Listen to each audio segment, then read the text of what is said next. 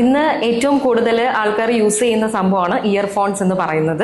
അതുമൂലം നമ്മുടെ ചെവിക്ക് ഉണ്ടാകുന്ന ദൂഷ്യഫലങ്ങൾ എന്തൊക്കെയാണ്, അത് എങ്ങനെയാണ് നമ്മുടെ ചെവിയെ അഫക്ട് ചെയ്യുന്നത്, ഡിപ്പെൻഡിങ് അപ്പോൺ അത് ഏത് അളവിൽ, അതായത് എത്ര ഡെസിബലിനെ above the frequency of using earphones അതിനെ ആശ്രയിച്ചിരിക്കും ഫസ്റ്റ് ഡിഫക്റ്റ് വരിക. രണ്ടാമത്തത് അത് ഇയർ ഹെൽത്തിനെ ബാധിക്കും. അതിന്റെ എപ്പിത്തീലിയം, അതിന്റെ മോയ്സ്ചറൈസിങ് ഇഫക്റ്റ്, അങ്ങനെയുള്ള ഓരോ കാര്യങ്ങളും ഈ ഇയർഫോൺസിന് ബന്ധമുണ്ടാകും. നമ്മൾ ഒരുപാട് ലൗഡ് സ്പീക്കറിൽ ശബ്ദങ്ങൾ കേൾക്കുക, അല്ലെങ്കിൽ ഇയർഫോൺസ് ഒരു മോർ ദാൻ ഒരു 1 to 2 hours മേലെ നമ്മൾ കേൾക്കുക, അങ്ങനെയുള്ള പ്രശ്നങ്ങളൊക്കെ വെക്കുമ്പോഴാണ് നമ്മുടെ കേൾവിനെ സഹായിക്കുന്ന ചെവിയുടെ ഉള്ളിൽ ഒരു ഇന്നർ ഹെയർ സെൽസ് ഉണ്ടാവും, അവർക്ക് ഡാമേജ് സംഭവിക്കുന്നു.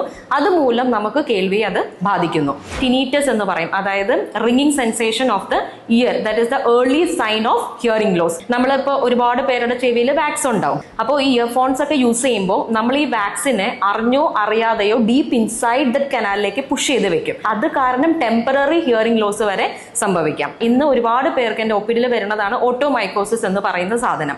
പണ്ട് എങ്ങനെയാണെന്ന് വെച്ച് കഴിഞ്ഞാൽ ഇമ്മ്യൂണിറ്റി കുറഞ്ഞുള്ള ആൾക്കാർക്ക്, സേ ഫോർ എക്സാമ്പിൾ ഡയബറ്റിക് ആയിട്ടുള്ള ആൾക്കാർക്കാണ് ഈ ഓട്ടോമൈക്കോസിസ് ഫ്രീക്വന്റ്ലി ആയിട്ട് കണ്ടുവരുന്നത്.